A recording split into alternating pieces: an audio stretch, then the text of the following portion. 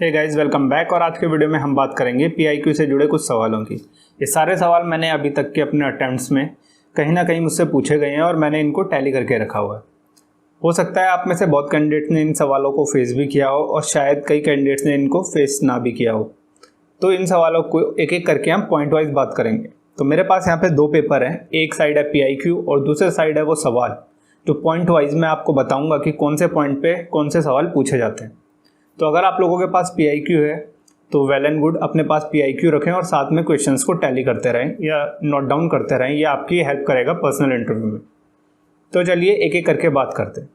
तो पीआईक्यू में जो पहला पॉइंट है जिसमें selection centre, batch number, chest number और आपका यूपीएससी या अदर रोल नंबर लिखा होता है, इस पॉइंट से कोई खास सवाल पूछा नहीं जाता है। तो जो दूसरा पॉइंट आता है वो आता है नेम इन कैपिटल्स, जहाँ आप अपना नाम भरते हैं वो भी कैपिटल लेटर्स में। तो यहाँ जो कुछ सवाल मेरे से पूछे गए हैं पिछले कुछ इंटरव्यूज़ में वो मैंने लिखे हुए हैं। तो उनमें से ही एक सवाल ये है कि आप अपने नाम का मतलब बताइए। ठीक है, what is the meaning of your name. तो अगर कैंडिडेट अपना नाम फिल करता है तो he should be knowing his name, क्योंकि वहाँ पे ऐसा सवाल पूछा जा सकता है।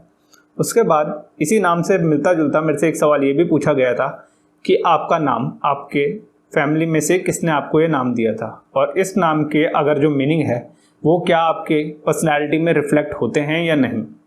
तो you should be able to justify what your name is, और क्या वो कैरेक्टरिस्टिक्स, वो ट्रेड्स हैं जो उस नाम के मीनिंग से आपकी पर्सनैलिटी में रिफ्लेक्ट होते हैं। ठीक है, उसके बाद जो तीसरा पॉइंट आता है वो आता है फादर्स नेम, जहाँ आप अपने फादर का नाम भर देंगे। जो चौथा पॉइंट है जिसमें ए बी सी है, जिसमें लिखा होता है place of maximum residence, place of present residence और प्लेस ऑफ परमानेंट रेजिडेंस। अगर आपका तीनों एक ही है तो वेल एंड गुड, वहाँ पे आपसे पूछ लिया जाता है कि is there anything special about the place you have come from, यानी आप जिस स्थान से आते हैं, जिस पॉइंट से आप एसएसबी सेंटर पहुँचे हैं, क्या वहाँ से जुड़ी कोई खासियत है या नहीं। अगर खासियत है तो आपको डेफिनेटली ये बातें पता होनी चाहिए। ठीक है, इसके अलावा मेरे से कुछ ऐसी चीज़ें भी पूछी गई थी लास्ट टाइम, क्योंकि मैंने अपने उसमें अटेम्प्ट में जो भी अपना स्टेट था वो भरा था। तो मेरे से पूछा गया था कि what are the few things you would like to change in your city and you would like to retain in your city, यानी क्या ऐसी चीज़ें हैं जो आप अपनी सिटी में चेंज करना चाहेंगे और क्या ऐसी चीज़ें हैं जो आप चाहते हैं कि जो जैसी हैं वो वैसी ही रहें। तो आपको अपनी सिटी के बारे में थोड़ा बहुत पता होना चाहिए। इसके अलावा मेरे से ये भी पूछा गया था कि tell me 5 things you like about your city and tell me 5 things you don't like or you would like to change in your city। तो यह भी अगला क्वेश्चन है जो पॉइंट नंबर 4 पे बनता है। तो नेक्स्ट पार्ट में तो पॉइंट नंबर 5 जिसमें हम अपना स्टेट, डिस्ट्रिक्ट भरते हैं, रिलीजन वगैरह, तो यहाँ से आमतौर से कोई सवाल नहीं पूछे जाते हैं। तो हम सीधा एजुकेशन वाले कॉलम पे आते हैं। एजुकेशन से पहले हम वहाँ पे आते हैं जहाँ हम अपनी फैमिली की डिटेल भरें। तो पेरेंट के ऑक्यूपेशन पे भी सवाल पूछ लिए जाते हैं कि if your parent is working somewhere, तो आपको उस कंपनी के बारे में पता होना चाहिए।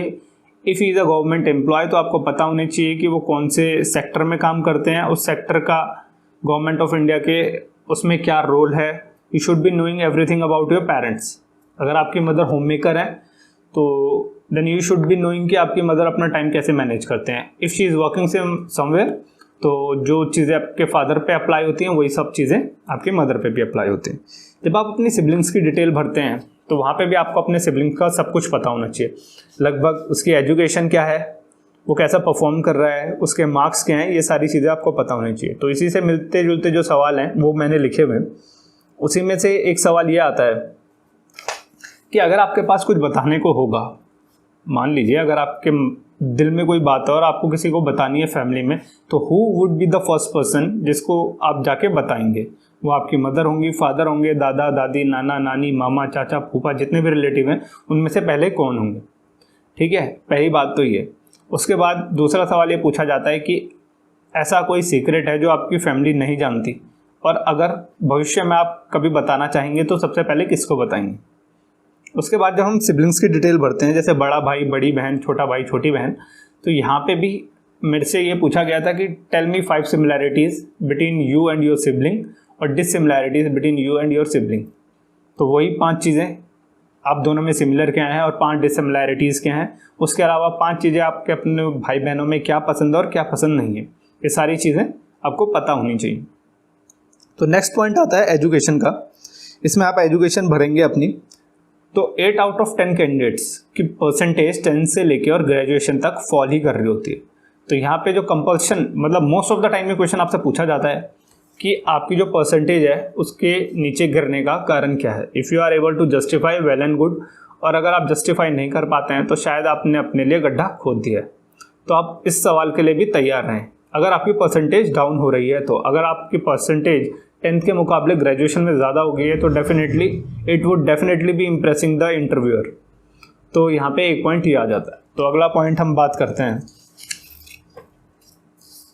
हाँ, पॉइंट नंबर 7 में एक चीज़ और रह गई है कि ये क्वेश्चन भी पूछा जाता है कि which is your favourite subject from 10th, 11th और 12th, और which is your favourite teacher और वर्स्ट टीचर। फेवरेट सब्जेक्ट पसंद था तो क्यों पसंद था, और सब्जेक्ट अच्छा नहीं लगता तो क्यों अच्छा नहीं लगता।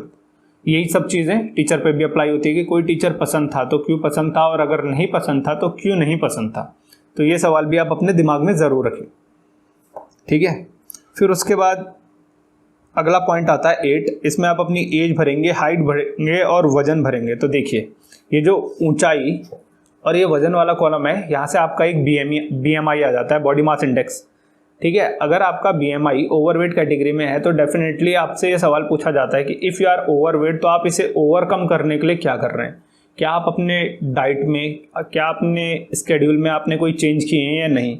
अगर नहीं किए हैं तो क्यों नहीं किए हैं, और अगर किए हैं तो क्या वो जो चेंजेस हैं वो आपको कोई इफ़ेक्ट दे रहे हैं या नहीं दे रहे हैं। तो ये सारी चीज़ें भी आपको तैयार रहनी।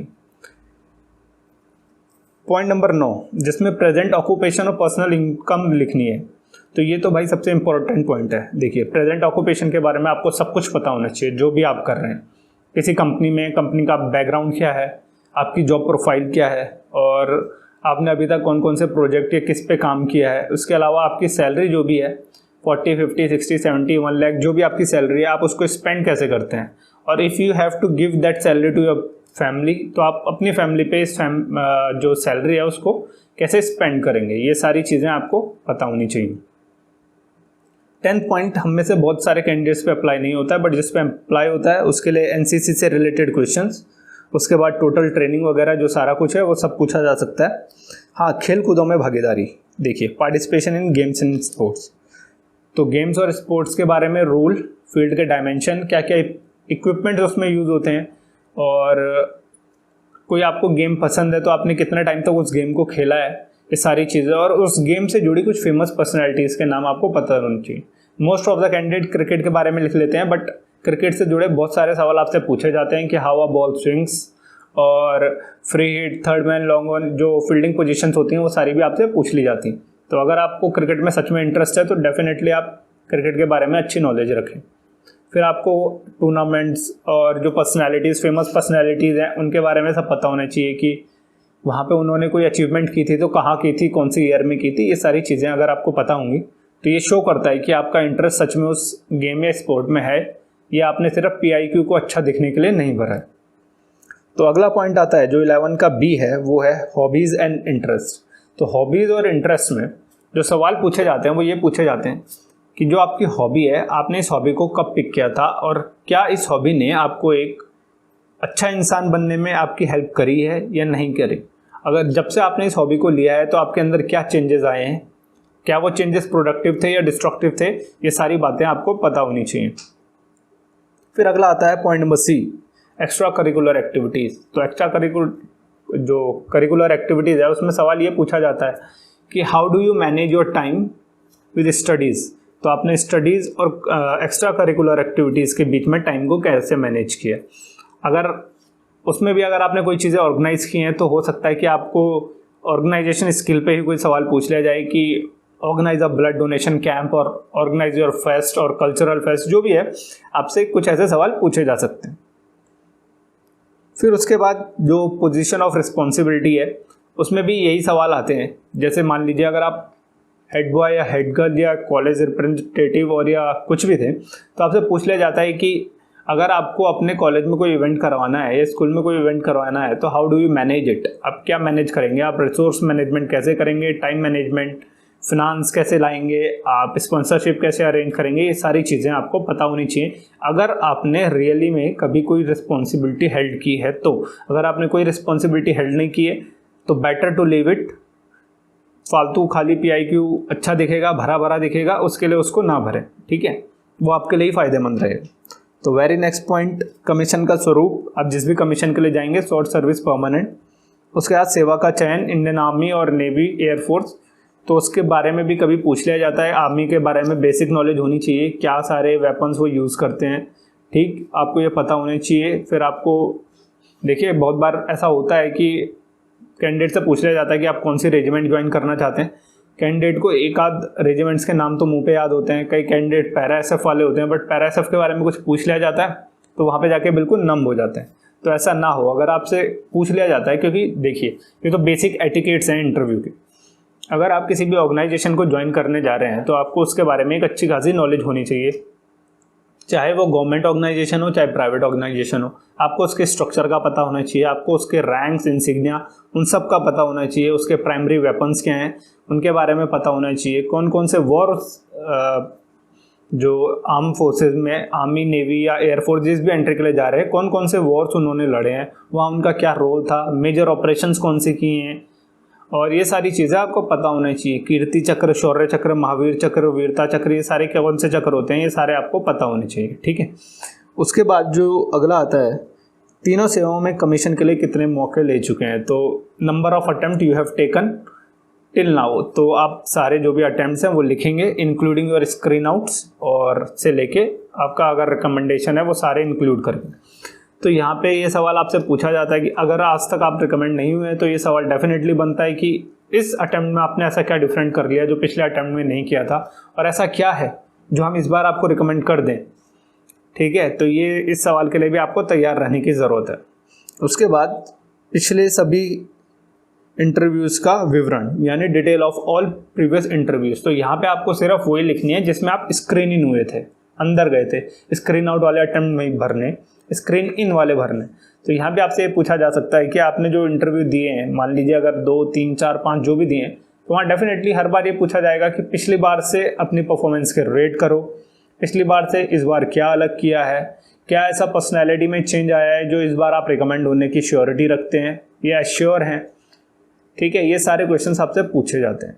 तो ये जो मैंने आपको क्वेश्चंस बताए हैं ना, ये मैंने कहीं ना कहीं किसी ना किसी इंटरव्यू में फेस किए। बहुत टाइम ये होता है कि आप ब्लॉग से या साइट से पढ़ के जाते हैं और वो जो क्वेश्चंस होते हैं वो नॉर्मल क्वेश्चंस होते हैं, नॉर्मल यानी जो सबसे पूछे जाते हैं। बट ये क्वेश्चंस ये होते हैं कि अगर आपने PIQ भरा हुआ है, डिसेंट PIQ भरा हुआ है, तो मोस्ट ऑफ द टाइम अगर जो इंटरव्यूअर है उसको लगता है कि कैंडिडेट थोड़ा अच्छा है तो वो आपसे सवाल आउट ऑफ द बॉक्स भी कर सकते हैं। तो इसीलिए उन सवालों के लिए भी तैयार रहें। उसके अलावा PIQ एक ओपन बुक टेस्ट जैसा है, ठीक है, जिसमें आपको सारे क्वेश्चंस पता है कि आपसे क्या क्या सवाल पूछे जाने वाले हैं, और आपको बस उन सवालों के जवाब अपनी जो लाइफ है उसकी किताब से ढूंढ के रखने होते हैं। अगर आप सच बोलेंगे तो आपको अच्छे पॉइंट्स या अच्छे ग्रेड या अच्छे मार्क्स मिलेंगे वहाँ SSB इंटरव्यू के दौरान। अगर आप झूठ बोलेंगे तो डेफिनेटली आप अपनी परफॉर्मेंस, अपने रिकमेंडेशन के चांसेस पे खुद ब खुद लात मारते रहेंगे। तो इसीलिए बेटर होगा सच्चाई बताएं, झूठ ना बोलें और शब्दों को मिंगल करने की कोशिश ना करें, बस स्ट्रेट फॉरवर्ड रहें, अपनी पर्सनैलिटी पे काम करें और अपनी लाइफ के लिए प्रिपेयर रहें। क्योंकि अगर आप लाइफ के लिए प्रिपेयर रहेंगे तो SSB डेफिनेटली क्लियर हो जाएगी। अगर वीडियो पसंद आया तो वीडियो को लाइक ज़रूर करें, कमेंट बॉक्स में मुझे बताएं कि अगला वीडियो किस टॉपिक पे होना चाहिए। Till then, thanks for watching.